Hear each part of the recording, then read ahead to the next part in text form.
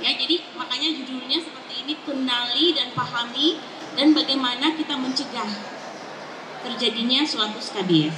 Jadi skabies itu biasa kan orang pada bilang kudis, gundik atau budukan ya. Jadi dia adalah penyakit kulit yang disebabkan oleh masuknya tungau kecil ke dalam lapisan kulit. Slide. Nah, menurut WHO, angka kejadian skabies tahun 2014 adalah 130 juta jiwa orang di dunia, ya. Dan dia merupakan urutan ketiga dari 12 penyakit kulit yang tersering. Dan di Kota Bogor itu sangat banyak sekali saya temukan. Slide. Penyebabnya yaitu Scancoptes scabiei. Dia termasuk suatu filum arthropoda. Dia masuk melalui kontak langsung seperti berjabat tangan, tidur bersama, dan juga tidak langsung itu seperti kalau kita memakai pakaian bersama. Handuk, spray, bantal, dan barang milik pasien lain yang terkena skabies. Nah, ini adalah siklus daur hidup. Jadi sebenarnya pengobatan suatu skabies itu harus berdasarkan siklus ini. Jadi harus dipahami dulu, ya. Jadi itu tungau dia akan masuk ke dalam lapisan kulit manusia, kemudian dia akan membuat terowongan seperti itu, dan telur itu akan menetap di kulit. Saat dia menetap, telurnya itu akan pecah pada hari kedua atau hari ketiga, menjadi larva, kemudian menjadi nim, kemudian menjadi dewasa, yaitu pada hari ke-7. Oleh karena itu, itulah alasannya kenapa orang memakai salep skabies 7 hari sekali, ya.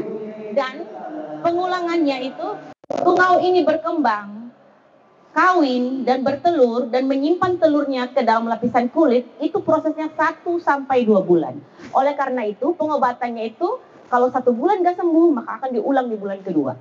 Lanjut slide. Nah, ini adalah gambaran, ya. Bagaimana kutu itu masuk ke dalam lapisan kulit.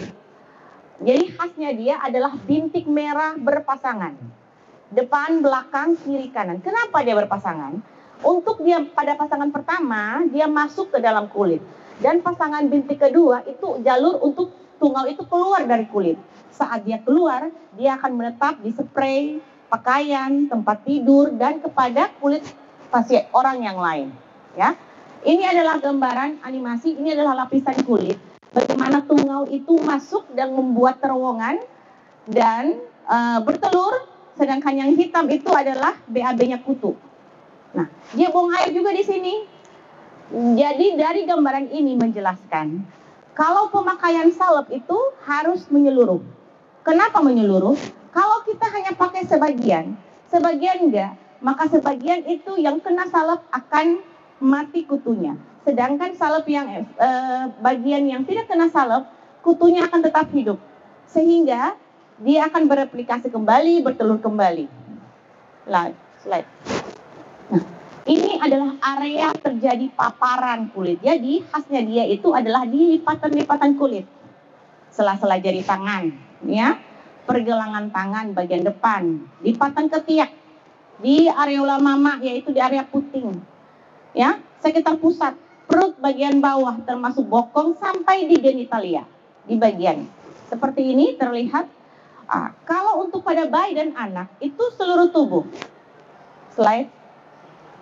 Nah, jadi kalau seorang dokter itu mendiagnosa suatu skabies itu berdasarkan 4 tanda cardinal sign, ya. Namun apabila ditemukan hanya 3, itu sudah bisa mendiagnosa suatu skabies. Misal pertama yaitu ditemukan gatal di malam hari yang kami sebut dengan pruritus nocturna, ya. Jadi kenapa di malam hari? Karena tungau itu aktivitasnya tinggi di malam hari, ya. Kenapa? Karena suhunya lembab di malam hari dibanding di pagi hari atau siang. Kemudian yang kedua menyerang berkelompok. Jadi kalau ibu lihat kalau ada orang yang gatal, sebulan kemudian ada lagi yang gatal, bentuknya bintik-bintik merah, ada yang berpasangan, ya curigalah dia kena skabies, ya. Kemudian ditemukan terowongan, bahasa medisnya namanya kunikulus, ya. Seperti apa itu terowongan? Nanti saya kasih lihat slide. Inilah gambaran seperti ini terowongan. Kalau kita lihat di kulitnya, seperti garukan kulit, ya, di mana ujungnya dari garis kulit itu ada suatu bintil berair atau bintik merah di ujungnya, ya, itulah yang namanya kunikulus.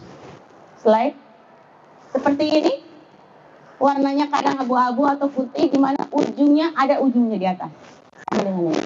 Slide. Nah, ini adalah kotoran atau kami sebut dengan skibala. Itu kita temukan di mikroskop. Jadi, kalau kita dikerok kulit pasien, kalau kita tidak temukan suatu anatominya, maksudnya dia punya badan dari kutu, tapi kita hanya temukan kotoran, itu sudah dianggap positif. Slide. Ya, jadi skabies ini punya beberapa ya klasifikasi ya. Ini sekarang kita bahas adalah anak. Nah, jadi dia punya pada anak dan bayi. Mengenai seluruh tubuh termasuk wajah, kepala, leher, dan telapak tangan dan telapak kaki. Bentuknya seperti bintik-bintik merah, cenang-cenang yang berisi air, kemudian ada nanah, ya. Kemudian di sela-sela jari tangan dan telapak kaki itu biasa muncul juga ada namanya bula, kayak gelembung merah. Slide, kayak gini contohnya, seperti ini. Slide. Kemudian yang kedua itu skabies pada orang yang bersih. Nah, ini yang sulit. Ini biar pakai mata batin susah. Hanya orang yang udah sering melihat baru paham ya. Jadi orang yang bersih, yang sering mandi, ya, sehingga susah kita mendiagnosis. Karena dia sering mandi, maka terowongannya itu susah kita temukan. Gitu. Jadi ada pasien yang pernah datang kepada saya, seorang pegawai bank. Kalau pegawai bank kan bersih ya, kulitnya bagus. Datang dengan keluhan satu bintik merah di kelaminnya. Kalau orang datang kan ada yang jerawat, yang lain. Dia nggak hanya, jadi dia itu rasa nggak nyaman karena hanya satu bintik merah di kelamin. Jadi waktu itu aku kerok, ternyata positif. Dapatnya tungau lagi, bukan cuma kotoran, tungaunya. Jadi kenapa gitu? Ya, dia termasuk skabies pada orang bersih yang kita bilang skabies clean. Yang kedua, yang ketiga, skabies incognito. Ya. Kenapa? Karena ini sering terjadi pada pasien yang datang gatal. Kemudian dia pakai obat antiinflamasi, anti radang yang kami sebut dengan kortikosteroid. Misalnya dia pakai desoksimetasone. Ya kan, desoksimetasone kan antiinflamasi, anti radang. Jadi dia pakai itu untuk menenangkan rasa gatalnya. Tapi dia nggak pakai obat tungau. Sehingga tungaunya itu berlapis-lapis dan hasilnya nampak di permukaan kulit. Ya, oke, slide. Kemudian skabies nodularis. Ini hanya terjadi di daerah lipatan. Jadi di daerah-daerah tertutup nanti ada beberapa pasien, kalau misalnya ibu lihat anaknya ibu bintik, dia itu bukan bintik merah, tapi bentol merah. Ada di ketiak, di kelamin juga ada. Slide. Nah, ini skabies crustosa. Ini mirip dengan incognito tadi. Ini adalah hasil dari incognito yang begitu lama, dia nggak pakai salepnya, hasilnya seperti ini. Dan ini ada datang ke rumah sakit. Ada yang kayak gini nih. Kulitnya itu bersisik-sisik menebal di permukaan kulit. Dan ini gatalnya luar biasa. Sangat gatal. Yang keenam namanya dyshidrosis form. Jadi bentuknya itu seperti gelembung-gelembung cair.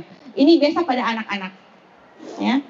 Oke, lanjut slide. Nah, jadi skabies itu ditularkan lewat hewan. Penyebabnya itu, ini yang ketujuh adalah yang ditularkan lewat hewan. Jadi dia itu tungau yang berasal dari anjing atau kucing yang biasanya ini bisa bersifat self-limiting. Jadi bisa sembuh sendiri. Dia mulai ditularkan dan inkubasinya lebih cepat, namun tidak ada lesi yang kita bilang dengan terowongan. Slide. Pengobatannya ini macam-macamnya, yaitu belerang, endap, kemudian emulsi bensil benzoat, gamma benzeta. Namun yang paling gampang ditemukan adalah permetrin. Udah nggak usah lihat yang lain, permetrin aja deh, dibeli yang 5%. Itu diaplikasikan seluruh tubuh dan satu keluarga, bukan hanya pasien. Slide. Nah, Ini komplikasinya. Komplikasinya yaitu terjadi infeksi sekunder, ya, yang disebabkan oleh Streptococcus pyogenes, ya. Slide. Bagaimana kita mencegahnya? Nah, kalau kita udah tahu ini skabies, kita harus tahu bagaimana cara mencegah. Yaitu kalau mandi ya pakai sabun, mencuci pakaian, spray, sarung, bantal, selimut itu secara teratur, ya, minimal 2 kali dalam seminggu. Maksud saya ini yang tempat tidur, ya. Terus menjemur kasur minimal 2 minggu sekali, tidak saling bertukar pakaian dan handuk, hindari kontak langsung dengan pasien, kemudian menjaga kebersihan rumah dan ventilasinya cukup, menjaga higienitas pribadi, dan tata cara pengolesan salep itu harus benar. Kadang-kadang ada yang datang, aku udah pakai salepnya dok, tapi aku masih gatal. Cek lagi cara pakai salepnya udah benar atau enggak. Aku sudah kok benar dok. Cek lagi apakah jumlahnya sudah sesuai atau enggak. Tapi sudah dokter, cek lagi apakah anggota keluarganya sudah pakai atau belum gitu. Ya. Oke. Dan ini pengobatan dilakukan pada serumah. Ya, harus serumah. Enggak boleh sendiri. Slide. Nah, pencegahannya seperti yang tadi, kita kalau setelah terapi maka menggunakan pakaian yang bersih, semua pakaian, sarung, bantal, handuk, kasur yang digunakan seminggu sebelumnya dicuci dengan air panas, kemudian dikeringkan dengan suhu yang tinggi. Kenapa seperti itu? Tahu nggak alasannya? Kenapa seperti itu? Kenapa harus seperti ini? Capek banget ini, luar biasa. Ya karena tungau itu mati di atas suhunya lebih dari 50 derajat Celcius. Makanya harus panas banget.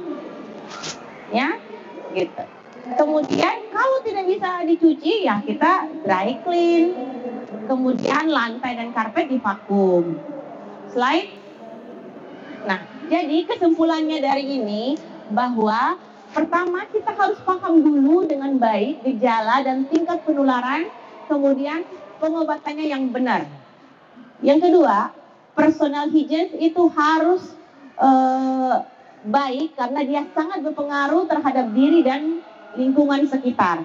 Dan adanya kerjasama yang baik antara anggota keluarga termasuk di dalam lingkungan masyarakat. Kalau dari pesantren, maka pesantrennya itu harus diobati bersama-sama. Ya, apalagi kalau salim sama ustazah atau sama ustadz, ya sama, gurunya juga harus pakai karena kontak langsung. Oke, slide. Ya, terima kasih.